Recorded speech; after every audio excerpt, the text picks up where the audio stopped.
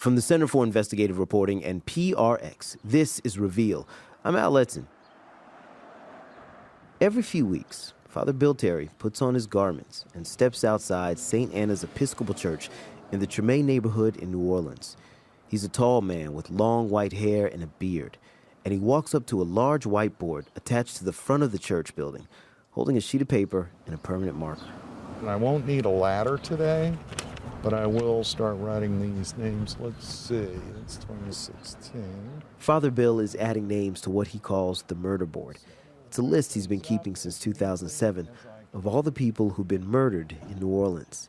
In neat lettering, he slowly writes down 4 pieces of information: the date of the incident, the name of the victim, the age, and how they were killed. Malcolm Harris, 31, shot.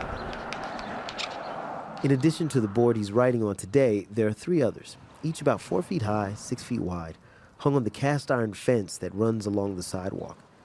At first glance, you might not know exactly what it is, but when you look closer, the gravity of the lives lost sinks in. And we have Renata Vaughn. When he's finished writing the names, Father Bill prays for the victims in silence, makes the sign of the cross, and walks back inside.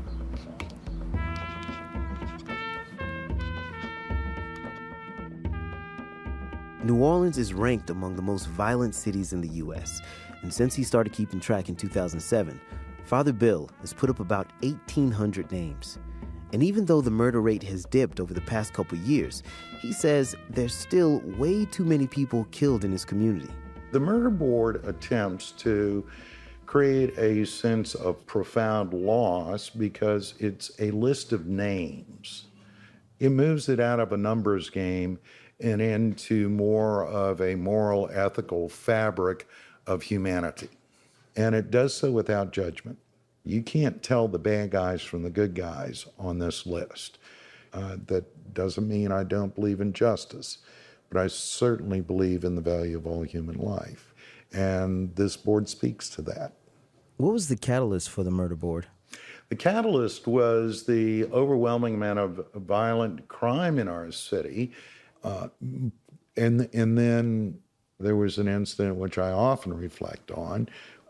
In July of 2005, my wife and I were sitting in the living room one night, and we watched the news as we did every night. And of course, every night they were reporting another murder. And my wife turned around and asked me, where was that murder? And I said, don't worry, it wasn't in our neighborhood. That very night, we went to bed, and there was gunfire across the street, pop, pop, pop, pop, pop. And I went running out like an idiot to see what was going on. By the time I got there, there was a young man laid out in a parking lot, and his girlfriend was half block down the street screaming. And believe it or not, within a minute, the police were there securing the scene. I tried a few times to approach the young man to give him last rites or at least some prayers, and I was kind of fended off by the chief detective saying that I would contaminate the crime scene, which to this very day bugs me. I think that was bull, but in any event, the whole night was surreal. And so that taught me that don't worry about it, it's not in my neighborhood, isn't good enough. And those were my words. 2 years later, Father Bill and one of his deacons came up with the idea of the murder board, and immediately, the community took notice. Oh, I have people drive up in minivans that I'll see sometimes. They all kind of compiling out and take photographs. I've even had people go up and write names on it that I haven't gotten to yet. So it's kind of a public memorial or symbol for them. I think one lady said it best, and she met me at the church, and she said, I want to thank you for putting my son's name up there. I didn't think anybody cared about him anymore.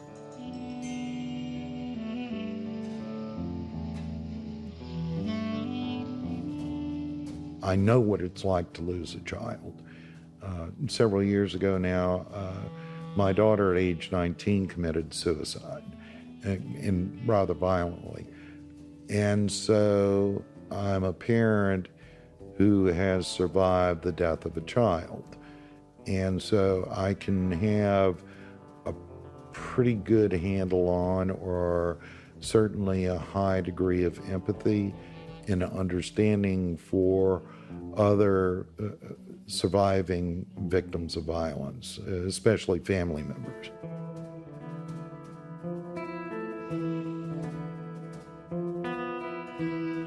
Can you talk a little bit about how you see guns affecting your community? All you have to do is look at the murder board. In fact, give me 2 seconds. The names for this past week or week and a half, and I'm going to read how this list reads, and then you tell me how guns play a role. Joshua Woodruff was vehicular homicide. Maisha McDaniels, shot. Sammy Banks, 61, shot. Billy Dukes, 26, shot. Ryan Safran, 34, shot. Rashawn Smith, shot. Malcolm Harris, shot. Renata Vaughn, stabbed. So you tell me how guns play a role in it. Why do you think there's such a proliferation of it in your community? How about from sea to shining sea, the proliferation of guns? I mean, it's not just this community.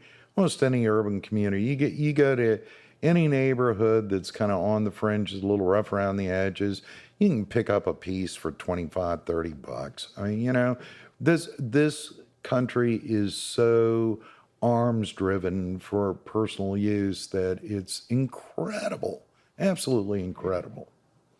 And I own guns. I own 24 guns. I love them. They're beautiful, handcrafted in some cases. Some from the turn of the century. I've got a German Luger. You know, it's not that I hate guns. I hate what our country has turned guns into. You know, this symbol of freedom and a symbol of macho, and in some neighborhoods, a symbol of power and authority. That was Father Bill Terry from St. Anna's Episcopal Church in New Orleans.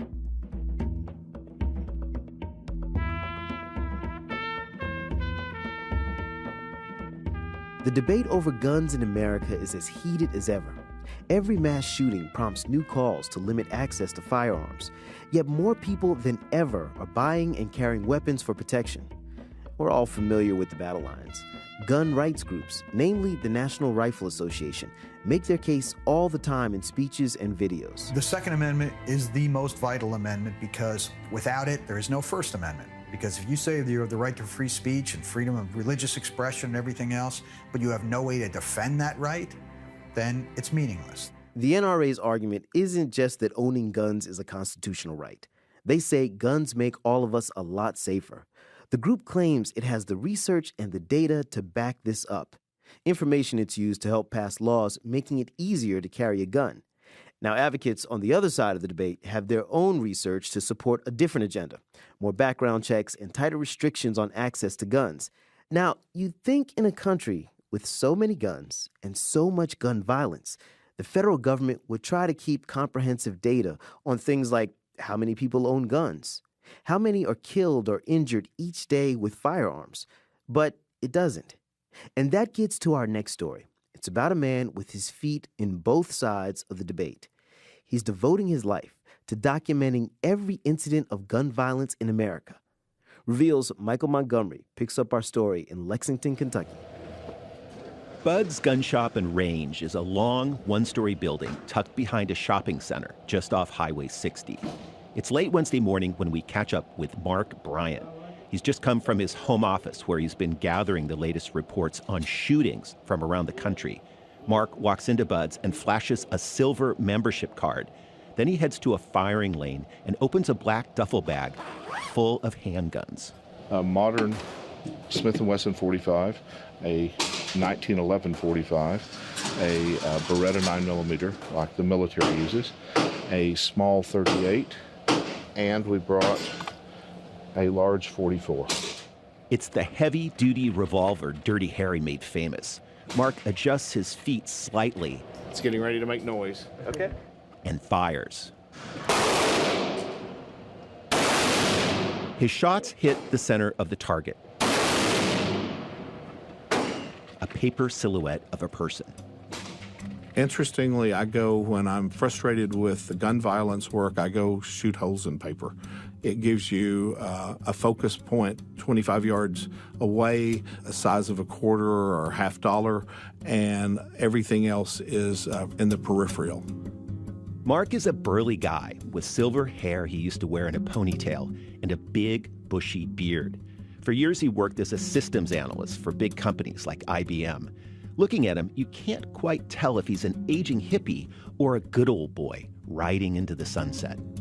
There's probably some good old boy left in me. I've lived in New York and California and different places, so some of that is gone, but I'm from Harlan, so there's a certain level of me that's not going to change. He's talking about Harlan County, Kentucky, where he grew up. A lot of the fathers after church, after lunch, would take the kids up to the garbage dump, and we would shoot rats. So I learned to shoot at about 5 years old with a .22 rifle that my father had bought back in 1937 for, I think, $13. Mark still enjoys shooting at the range, but as he grew older, his views on guns started to change. He was hearing more stories about friends and friends of friends who were shot. Some were victims of crimes, some were accidental, others were suicides. The systems guy in Mark wanted more information. He wanted to know how many Americans were touched by gun violence. Media coverage was misleading. News crews closely followed mass shootings, but overall, far more people were killed and injured in smaller scale incidents that often got little or no attention. Mark found the way government tracks gun violence was also spotty. I sometimes think some states' crime reports are run through the Tourism Bureau before they make it out to the public. If something happens in one town 25 miles away, nobody will know about it. So a few years ago, he launched the Gun Violence Archive with funding from a Washington philanthropist named Mike Klein. It's an online database that tracks gun incidents from across the country and makes that information quickly available to the public. Each day, Mark's researchers comb thousands of websites, news outlets, reports from police and coroner's offices. The archive tracks all sorts of incidents, like crimes involving stolen weapons. People don't realize that there are 250,000 guns stolen every year. That's 250,000 guns that ends up on the street. Mark also tallies accidental shootings, child gunshot victims, and times when guns are used to intimidate but aren't actually fired. His archive is closely followed by the media, academic researchers, and some law enforcement agencies. In 2015, it recorded some 53,000 incidents that resulted in more than 13,000 deaths. Mark says the costs go far beyond human lives. Gun violence costs billions of tax dollars in added police, in emergency rooms, in loss of wages, loss of taxes with wages. The cost is just mind-numbing. Mark hoped his database would help policymakers craft gun laws that could save lives. But in America, you can't wade into the numbers without also wading into the intense politics of guns. We got a taste of that last year at a fancy ballroom in Nashville, Tennessee, on the eve of the National Rifle Association's annual meeting. It was a fundraiser for the Crime Prevention Research Center, a group whose work supports some of the NRA's most popular slogans. More guns equals less crime. Fewer guns is a murderer's dream. That's Ted Nugent, the rocker and longtime NRA board member. He's a big star on the gun circuit, outspoken, sometimes outrageous. Ted's wearing a camouflage jacket and cap, and he's speaking to about 100 people. They're dressed in everything from suits and fancy dresses to jeans and cowboy boots. I know some of you have family members that are anti-gun. Fix them. I know you have coworkers that don't like guns and don't like the NRA. Fix them. Hammer the living out of them every day with statistics. John's got the statistics. Ted's talking about John Lott, He's a controversial economist who founded the research center a few years ago. Ladies and gentlemen, John Lott. This is his event. What I say, after you listen to Ted, it's kind of like anything is anticlimactic.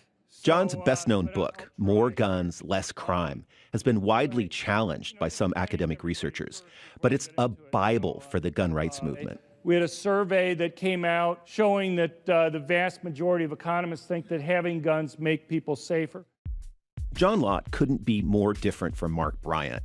John is skinny and bookish. He's ambivalent about owning guns himself, but is a big ally of the NRA. And he's dismissive of Mark's gun violence archive. I don't think he's doing a very good job. He says even the very phrase gun violence ignores the benefits of guns. Guns make it easier for bad things to happen, there's no doubt about that. But they also make it easier for people to protect themselves and prevent bad things from happening. According to John Lott, people use guns to stop crimes all the time.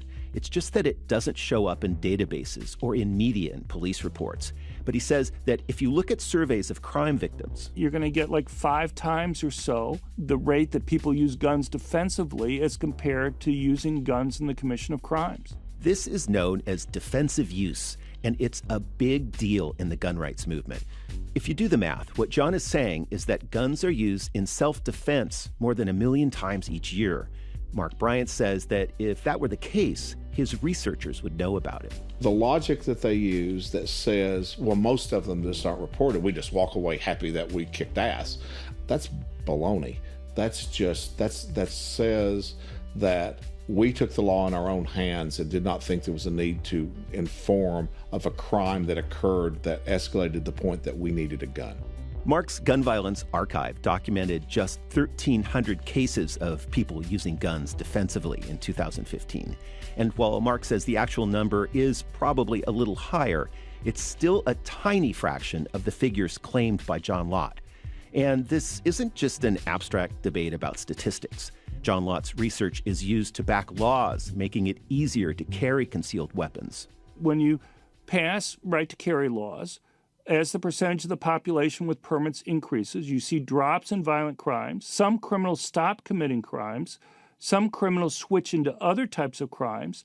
And some criminals move to other areas. He wants us to believe that there is a direct cause and effect. Mark Bryant says data on gun violence doesn't support John's claims about the benefits of concealed carry laws. At one point, he was clamoring that Chicago's gun deaths were down because of the new concealed carry law in Illinois. Well, the law had been in existence for about 30 days. Too many times, folks will tailor the data to suit their message that they already have. Even though Mark says the gun lobby is wrong about the number of crimes stopped by firearms, it doesn't seem to matter. John's side is winning. All you have to do is look at the number of laws that allow more people to carry guns. More than 36 states have now passed concealed carry legislation or loosened existing laws, according to advocates on both sides of the debate. And just in the past decade, the number of permits has nearly tripled to more than 13 million. When it comes to tailoring gun data, Mark says the NRA and its allies are the biggest offenders. But he says liberal groups sometimes do it too. One example, Everytown for Gun Safety. That's the group funded by former New York Mayor Michael Bloomberg. Mark says Everytown has inflated the number of school shootings by including incidents that don't involve students or staff. 2 guys meet at the parking lot that happens to belong to a school at 3 a.m. to exchange drugs or guns or girls or whatever, and gunfire comes into play. That's not really a school shooting. I think the idea is that if 12 is bad, then 23's a lot worse. We contacted Everytown, and a representative told us they stand by their numbers. Mark Bryant says his archive is nonpartisan, but his private views lean toward gun violence prevention groups. He believes in tighter background checks and better ways to store guns safely. Still, some people on the liberal side of the fence don't know what to make of Mark. I think that there are times when a minority of people in the push for gun reform will wonder what he's all about. Who is this Mark Bryant from Kentucky who owns a lot of guns and sticks up for gun people, he's not our kind. Amanda Gailey is a member of Nebraskans Against Gun Violence. She's friendly with Mark and relies on his database to track local gun violence. You know, it takes a while to realize that he's exactly the kind of person we need in the gun reform push. He's fact-based, fact-driven. And the facts assembled in the gun violence archive underscore the urgency of the issue. Last year alone, more than 3,300 children in America were killed or wounded by guns. You're just seeing a constant grind of pain. Pain that sometimes hits home. Mark had to hire a trauma counselor to work with his staff. Recently, one researcher quit her job. It was all just too much. I believe it was an infant that was shot and killed, and that took her over the edge. When I was starting this in 2013, I could remember the name of every victim. I knew how old they were. I could remember their photographs that were in the newspapers. And now I cannot do that. And that's a good thing. I've detached from that. It's bad that there have been so many of them that have just calloused me, but that's where it is. Our story was produced by Reveal's Michael Montgomery and co-reported by Matt Drange. In the interest of full disclosure, we should mention that the brother of one of our producers is a staffer at Everytown for Gun Safety. That's the gun control group funded by Michael Bloomberg. People on both sides of the debate say they want to see fewer deaths and injuries by guns. Next, a high-tech system that listens for gunshots and directs police to the scene. But does it catch the bad guys? That's coming up next on Reveal. Hi there, podcast listeners. Julia B. Chan here. We're spending the hour talking about the toll of gun violence in the country. As Reveal's digital editor, I'm reminded of a number of stories about the manufacturing, regulation, and trafficking of these weapons. Like how we found hundreds of gun parts on sale on eBay despite the auction site's firearm policy.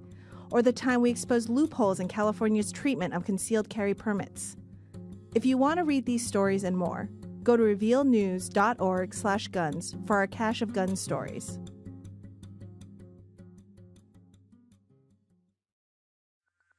From the Center for Investigative Reporting and PRX, this is Reveal. I'm Al Letson. Today, we're looking at guns in America through data and statistics. Police departments across the country are looking for ways to curb gun violence. Typically, police first learn about a shooting from a 911 call. In many cases, the caller doesn't know exactly what happened.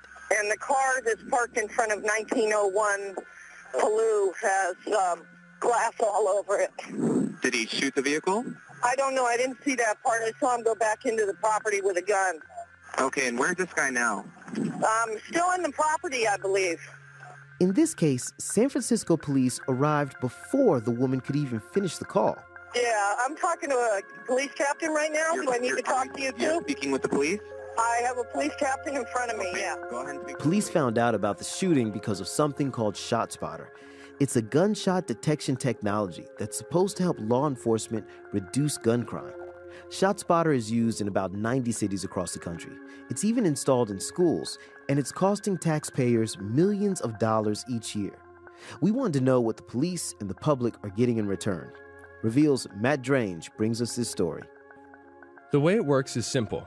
A series of sensors, think big, sensitive microphones, are installed around a city. Rooftops, street lamps, the higher up the better. The sensors are always on, always listening.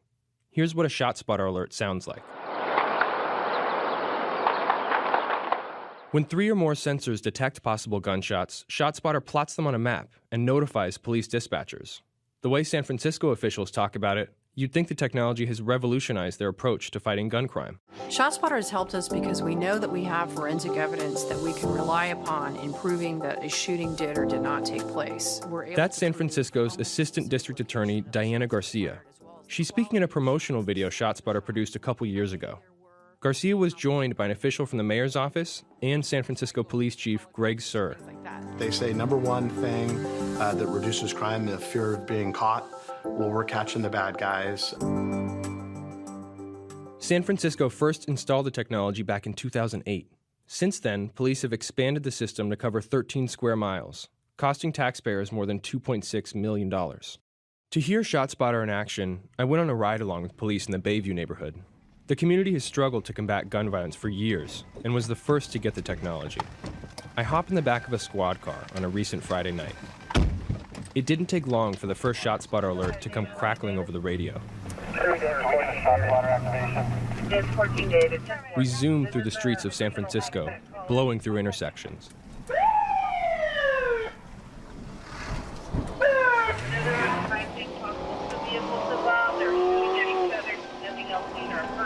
The officers hunt for the quickest route to the scene. To the right, to the right, to the right, to the right. Towards Indiana? Yeah. In about 2 minutes, we get to where ShotSpotter pinpointed the gunfire, but we don't find anything. The officers ask bystanders for clues. Hey, boss, hear anything like a gunshot? Did you hear any gunshots at all? Any cars flying out of here? No, one man says. I just got here. Okay. At this point, it's clear that we're in the wrong place. The shooting happened half a mile away, where other officers responding to 911 calls are already interviewing witnesses and collecting shell casings. We clear out. The ShotSpotter 1407, the Caesar, nothing found. Calls like this one are not unusual. ShotSpotter gives the wrong location up to 20% of the time. It's especially a problem near big hills and downtown areas with tall buildings. Even when the technology does give police an accurate starting point, they often come up empty-handed. We dug into every ShotSpotter alert police responded to in San Francisco over a 2.5-year period, beginning in January 2013. That's more than 3,000 calls altogether. In nearly 2/3 of the calls, police couldn't locate evidence of gunshots. And in those 2.5 years of data that we sifted through, police made just 2 arrests. One of the arrests that came from a ShotSpotter notification had nothing to do with guns. When officers responded to an alert in August 2014, they didn't find a shooter. They didn't find shell casings either, or witnesses. What they found was a drunk man with an outstanding warrant. His arrest was attributed to ShotSpotter in police records. So what about the other arrest, the one that involved a gun? Let's go back to the shooting you heard at the beginning of the story. I have a police captain in front of me, yeah. Go ahead and speak to the police. Okay, so round the corner here at 1901. San Francisco Police Commander Rob O'Sullivan responded to the scene that morning and interviewed the 911 caller. ShotSpotter alerted him to the location before it went out over the police radio. As O'Sullivan walked across the street, he found shattered glass surrounding a green minivan riddled with bullet holes. And just as I made the corner, I looked down the street and I saw a gentleman he was actually sitting on the sidewalk, and he matched the description. It was all dark clothing. There was the shooter, a man named Marlon Fajardo. Rather than run away, he sat on the sidewalk in front of his house. He lives next door to the neighbor whose car he admitted to shooting up. More often than not, somebody that fires a gun isn't going to stick around, just to see what happens. More often than not, they're in a car, they're on foot, and they're running or they're driving away. Do you think the outcome would have been different had ShotSpotter not been installed in this case? That's hard to say. In this case, the suspect sat down on the sidewalk, so he made the decision not to leave. This was an easy case for police. It was also an exceptional one. Fajardo wasn't caught because of ShotSpotter. He was arrested because he stayed at the scene of the crime. Our expectation isn't that every time there's a ShotSpotter alert that someone will dispatch that particular scene and actually catch a criminal with a gun in their hand, although that has happened. That's Ralph Clark, the president and CEO of ShotSpotter. He says rather than catch a shooter when responding to ShotSpotter alerts, police are more likely to find gunshot victims. And we found a handful of cases where that has happened. Ralph lives in an affluent neighborhood of Oakland. He keeps a ShotSpotter sensor on the roof of his home, but it almost never goes off. And the rare times it does detect gunfire, Ralph says police are likely to get multiple 911 calls. But that's not always what happens. In some neighborhoods, where gun violence is more common, less than 20% of suspected gunfire is reported to police. That means 80 to 90% of the time people don't call 911. That's a problem. That's a problem that we fundamentally fix. Ralph says ShotSpotter can also play a role in helping police collect evidence that prosecutors can use to get convictions. It enables cops to get the dots, get out of their car. They're oftentimes recovering shell casings, which then can lead to downstream cases being made. Here's the catch. That rarely happens, either in San Francisco or other cities with ShotSpotter. The San Francisco DA's office was unable to find any convictions where the technology played a major role. At first, they couldn't point us to any cases at all. After weeks of back and forth, a spokesman for the office found a handful of cases where ShotSpotter played a part. But many of the cases were older, and the technology only played a minor role. So I went back to San Francisco Police Chief Greg Suhr. I asked him to explain why he continues to tout ShotSpotter, despite the fact that it rarely puts police in a position to catch the bad guys.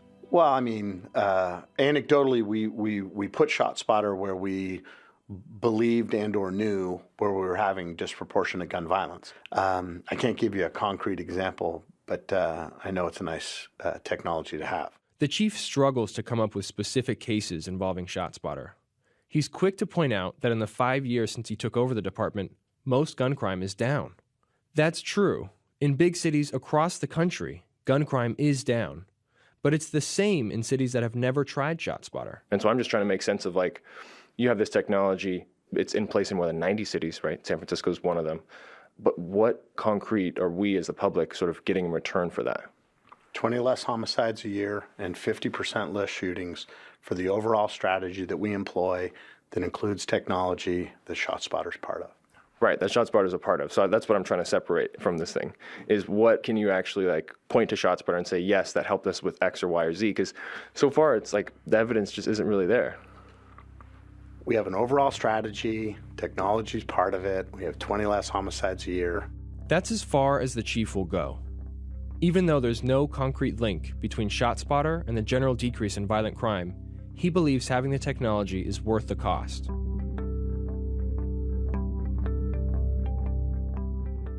While San Francisco is sticking with ShotSpotter, others are bailing out.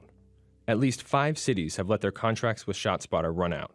In Charlotte, North Carolina, police plan to use the money they saved to install more surveillance cameras, a technology that's proven successful. Major Steve Willis of the Charlotte Police Department said ShotSpotter simply wasn't helping them fight gun crime. So once we started looking at it, yes, we were seeing positives in the fact that we were getting more calls created for gunfire. However, we were having a hard time being able to show that data that we had actually arrested individuals who were responsible for the gunfire in which the calls were generated for. Charlotte wasn't alone. The city of Quincy, Washington, also abandoned the technology. I went to Quincy and spoke to their mayor, Jim Hemberry, about that decision. My expectation was we'd have this map and we'd be able to say, wow, you know, we don't have gunfire incidents over here and we don't have them here, but boy, we have a lot of them here. So now we can concentrate on patrolling that area more rigorously. And that, for whatever reason, never came to fruition. Quincy is a rural farming community about 3 hours east of Seattle. It's the smallest town in the country to install ShotSpotter. A few years ago, Mayor Hemberry and his police chief thought the technology could help them tackle a flare-up of gang violence. And it did. Once. ShotSpotter helped police investigate what they call their own OK Corral shooting. It happened down the street from the police station. One night, a half-dozen rival gang members got into a shootout. Police used ShotSpotter to figure out which side fired first, allowing them to recreate what happened. But that one success wasn't enough. Quincy decided to ditch the technology in late 2013, less than a year and a half after they rolled it out. You know, ultimately it came down to a decision of, do you want to keep this system or do you want to hire another police officer? And from the public's perspective, they would much rather have boots on the ground than this acoustical system. The problem in Quincy and other cities that abandon ShotSpotter isn't that the technology doesn't work. Most of the time, it does.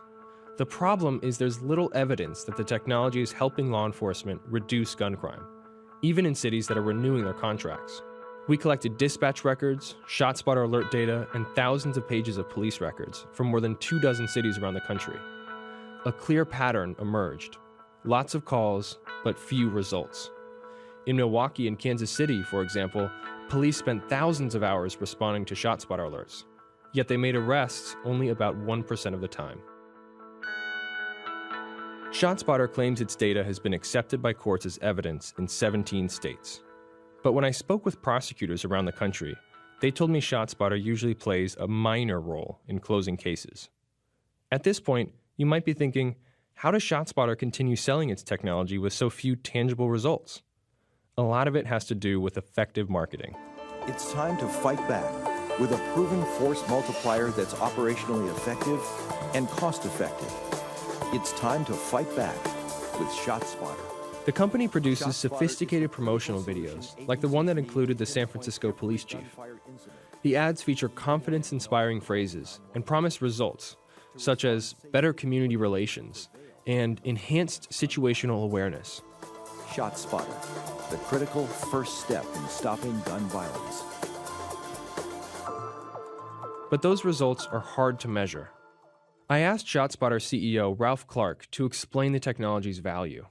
He wasn't armed with hard numbers or specific cases.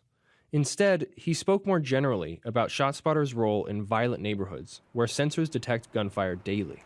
What we're about is, in our highest and best use, we say, of our system is to provide a higher level of service to underserved communities around the issues of gun violence. Show up, be present, get at it, knock on doors, ask if people are okay. That's huge. Another reason for ShotSpotter's dominance: the company controls its image by preventing data from being released to the public.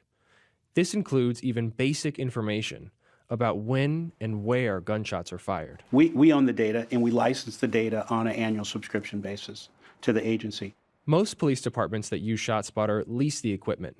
This saves cities money, but it also means the police don't own the data. ShotSpotter does. When we requested basic information to map gunfire in cities, ShotSpotter fired back. The company sent out a nationwide memo to customers, claiming the data was exempt from public records laws. They argued it was a trade secret. From an independent journalistic standpoint, it makes it very hard to sort of measure or quantify effectiveness when you can't get the data. And some cities have taken that position with their state law. Yeah, hey, bad for you. Really sorry about that. Good for the overall system, because now we can charge an affordable price to agencies that we otherwise wouldn't do it. Because if we didn't have the big data play, we'd be charging a very different price. The big data play Clark is talking about is a gamble ShotSpotter is betting on big time. The idea is to convince the FBI or ATF to buy its data wholesale.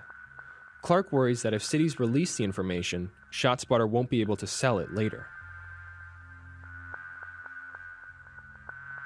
The vast majority of ShotSpotter customers have never analyzed their data to find out if the technology is helping them reduce gun crime. Instead, police departments rely on the company to tell them how they're doing. This works out well for ShotSpotter. San Francisco's contract is up at the end of the year.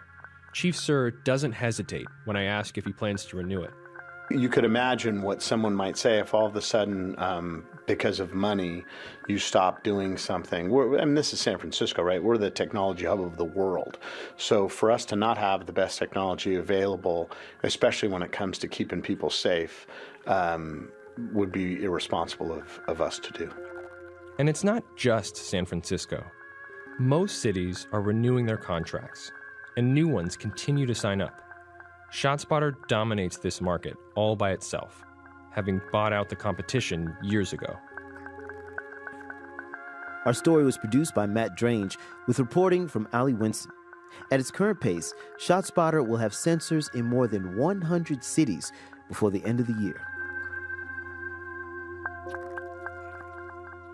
When we come back, we'll go to a city that's looking for people most likely to commit a crime with a gun and giving them reason not to pull the trigger. This is Reveal from the Center for Investigative Reporting and PRX.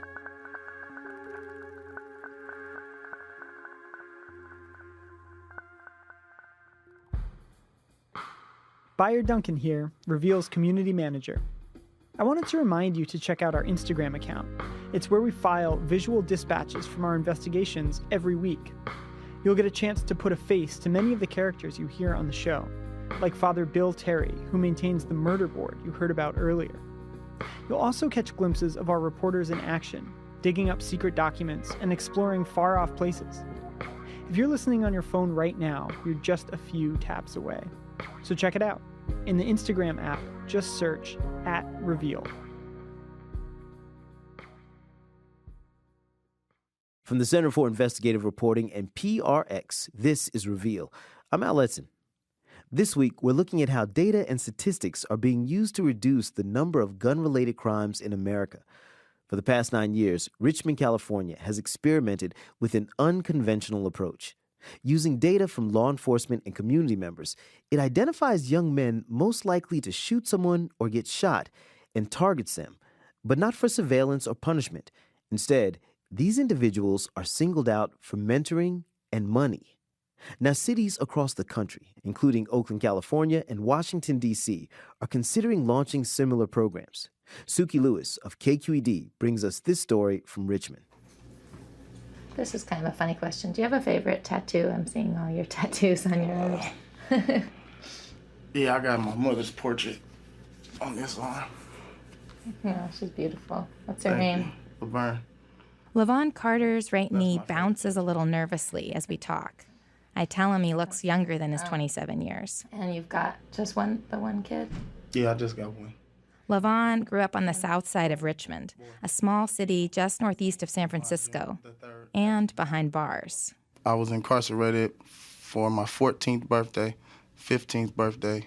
Then from 20 to 25, I was in prison. And how did you end up incarcerated?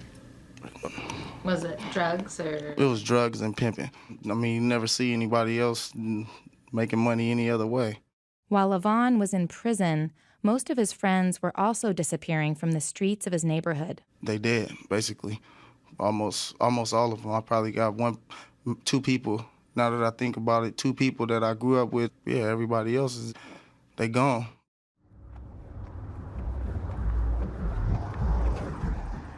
When Lavon came home from federal prison 3 years ago, he needed to make money. And he heard about this kind of crazy program that sounded like an easy way to bring in some cash. I'm like, cool, if I could get paid to do that, why not? For the city, it started as a big experiment, says Richmond Mayor Tom Butt. Going into it, I think it was, it was kind of a wait and see. We didn't know whether it was going to work or not, but we were sort of desperate. This was back in 2007 when Butt was a council member. That year, there were 47 homicides in the city. That's almost 10 times the national murder rate. The city was ready to try something new. Devone Bogan, this youth mentor from Oakland, proposed this: create a city office of neighborhood safety that would seek out the young men most likely to shoot someone or get shot and give them a reason to put down their guns. We're the only agency in the city of Richmond that is engaging the one percenters, those individuals who are the most lethal young men in our city who continue to walk our street. Bogan's office pays young guys like Lavon up to $1,000 a month not to get involved in the violence that surrounds them. While some critics don't love the idea of giving money to potentially lethal young men, Bogan says his approach is a lot cheaper than someone getting shot and killed. The stipend is a gesture of saying, you are valuable. Your expertise is valuable. Your contribution to this work of creating a healthier city is valuable. Hell, we should be giving you more. But Bogan says the money, which comes from private grants rather than public funds, is actually secondary. The program works because of guys like Sam Vaughn, who goes out into Richmond's poorest and most violent neighborhoods every day to meet guys like Lavon where they live. Well, the first thing you do is you gotta identify with them. You gotta speak to something that they can identify with, something that they can acknowledge. And first thing is like life sucks. Their life sucks. And just acknowledge that. And I know it sucks, but it doesn't have to. To keep you on track. For Lavon, the constant connection, the constant checking in made all the difference. A program he'd gone into for the money was now actually changing his life. The fact that you can just be real be real and tell them everything that's going on and know that they there to try to help you, not trying to influence you to go do some dumb stuff. You know what I mean? Lavon says Sam helped him come up with a life plan and carry it out. He's got a 3-year-old son and makes good money now as a heavy equipment operator. Thanks for sharing your story with me. No problem. Appreciate it. Thanks for having me. The National Council on Crime and Delinquency evaluated the program last year and found most of the guys who made it through the fellowship are like Levon. They're getting their lives together. And perhaps most importantly, they're alive.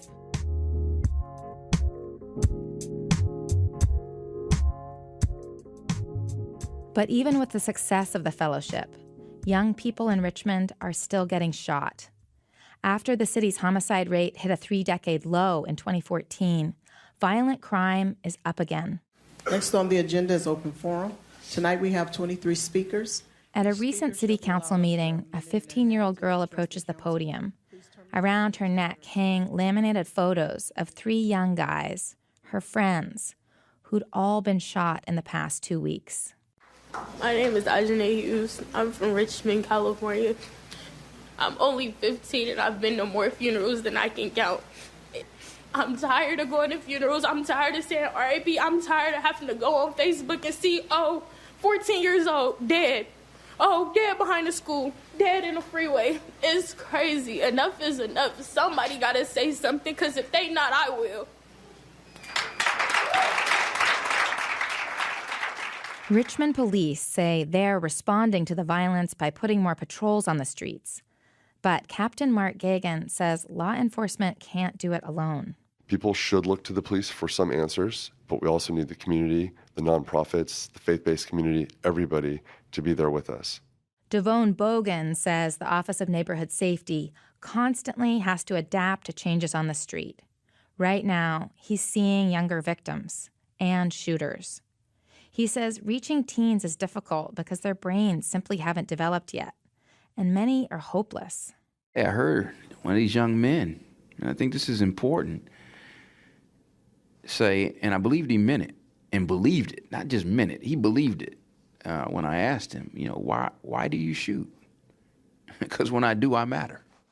And that's the challenge to guys like Sam, who, regardless of homicide rates or crime stats, goes out every day to try to touch these young people. As long as there's a young person who has the option or the opportunity to live a healthy, successful life, and he's making decisions that can take that away from him, we need to be here, and we need to be as diligent as if we had 10,000 young people that we were working with. That story was from Suki Lewis of KQED in San Francisco.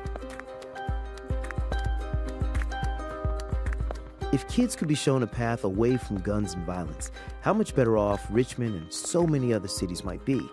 Which brings us back to Father Bill Terry at St. Anna's Church in New Orleans. We met Father Bill at the beginning of the show when he told us about the Murder Board, a memorial he created for those in his community who lost their lives to violence.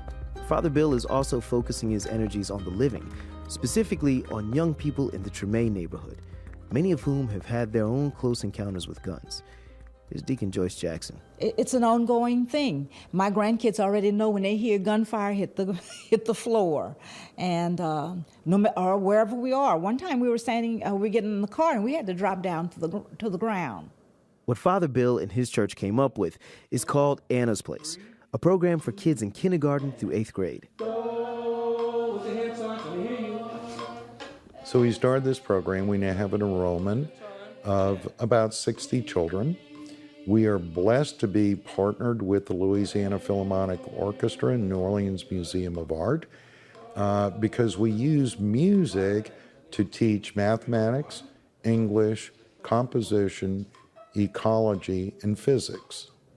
All of those things are found in music, believe it or not. Desiree, what does the F mean? Forte. Very good. Anaya, what does MP mean? Metro piano. Very good. Every day after school and on Saturdays, students come to classrooms next to St. Anna's Church to help with homework, take classes in entrepreneurship, and also attend a healthcare program. A lot of these kids knew people whose names were on the murder board, like 10-year-old Darielle. One of them was a family member, which is my mom's boyfriend, who got killed. And one of them on the boards, my friend's sister. She was at 20, she was pregnant. 13-year-old Iman has been coming to Anna's Place for 2 years. He says he rarely gets into trouble, but he's seen a change in other kids who normally do. So it really helps kids, and it changes their mindset. Like, some kids are usually just bad before they come here, and after like a year or so, they change. Like, they're not as bad as they were when they came here when they first started.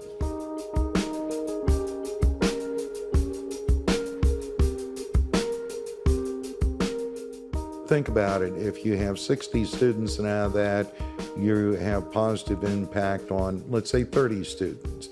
30 students each have 2 kids. So now you're talking about, 60, and it becomes exponential growth of creating solid middle-class values of virtue, of independence, of self-respect, of self-reliance. Looking out over his neighborhood, Father Bill says it will probably take 10 years to see the changes he's hoping for, but he's already encouraged that he's on the right track.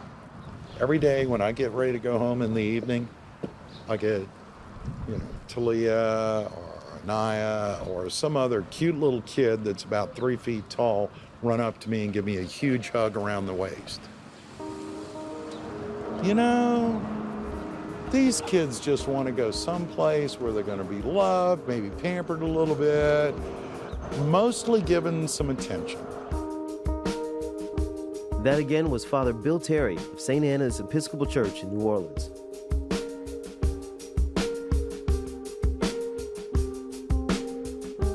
Michael Montgomery was our lead producer this week, and Taki Telenidis edited our show. Julia B. Chan produced our digital content. Thanks to the folks at KQED in San Francisco, including Suki Lewis, Mia Zuckercandle, Julia McElvoy, and Holly Kernan. Special thanks to Jacob Lewis. Our sound design team is the Wonder Twins, my man, Jay Breezy, Mr. Jim Briggs, and Claire C. Note Mullen.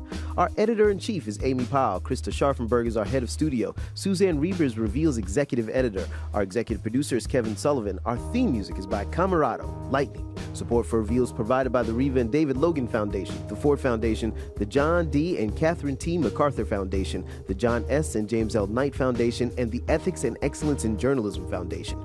Reveal is a co-production of the Center for Investigative Reporting and PRX.